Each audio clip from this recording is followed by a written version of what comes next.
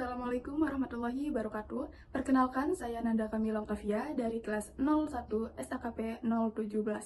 Di sini saya akan presentasikan materi pendidikan Pancasila yang berjudul Esensi dan Urgensi Pancasila sebagai Dasar Negara.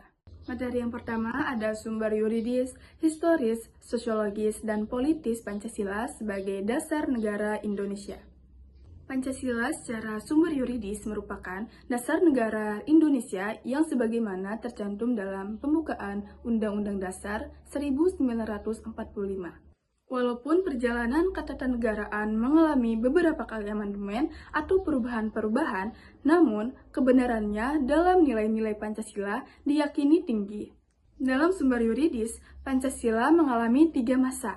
Masa yang pertama yaitu masa Orde Lama. Masa Orde Lama dimulai sejak 5 Juli 1959 hingga 11 Maret 1966.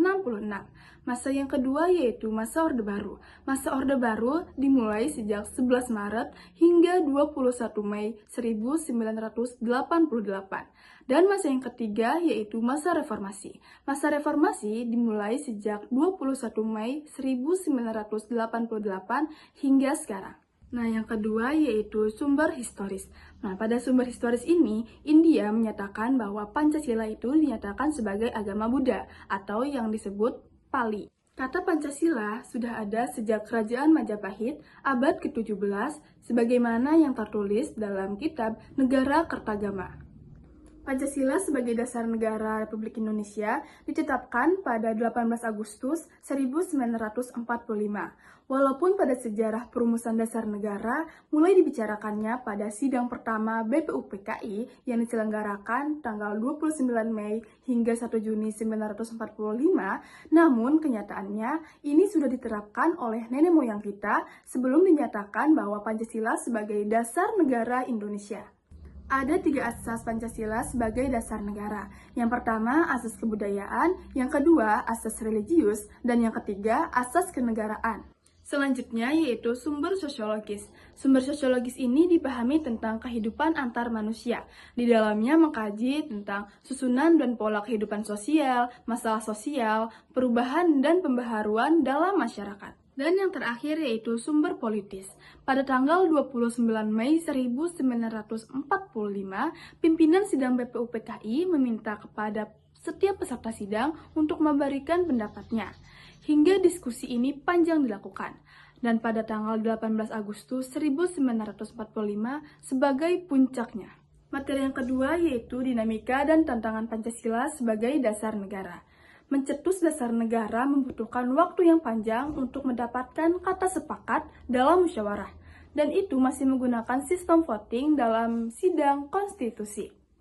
Kejadian yang kurang menarik setelah Indonesia diproklamasikan, disambut dengan peresmian Pancasila sebagai dasar negara dan penetapan aturan-aturan, Indonesia kembali dihantui paham-paham lain yang bertentangan dengan Pancasila. Kemajuan teknologi dan perkembangan zaman memang menjadi tantangan besar. Kebenaran bangsa dalam mengamalkan nilai-nilai Pancasila harus ditangani secara serius. Dan materi yang ketiga yaitu esensi dan urgensi Pancasila sebagai dasar negara. Mahfud MD menyatakan bahwa Pancasila berfungsi sebagai dasar negara, memberikan pedoman bagi kebijakan negara di bidang politik. Ada 4 kaidah dalam pembuatan kebijakan negara dan lainnya. Antara lain yang pertama, kebijakan umum dan politik hukum dalam menjaga keutuhan bangsa. Yang kedua, kebijakan umum dan politik hukum dalam melihat kedaulatan rakyat. Yang ketiga, kebijakan umum dan politik hukum dalam membangun unsur keadilan sosial. Dan yang keempat, kebijakan umum dan politik hukum dalam prinsip toleransi beragama. Jika dilihat dari perkembangan sejarah, Pancasila dapat dikaitkan dengan beberapa kejadian.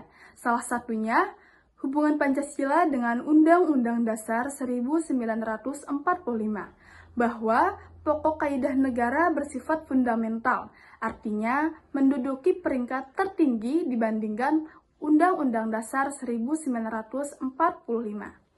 Sekian dari presentasi saya. Terima kasih atas perhatiannya. Mohon maaf atas kekurangan dalam penyampaian materi. Saya akhiri. Wassalamualaikum warahmatullahi wabarakatuh.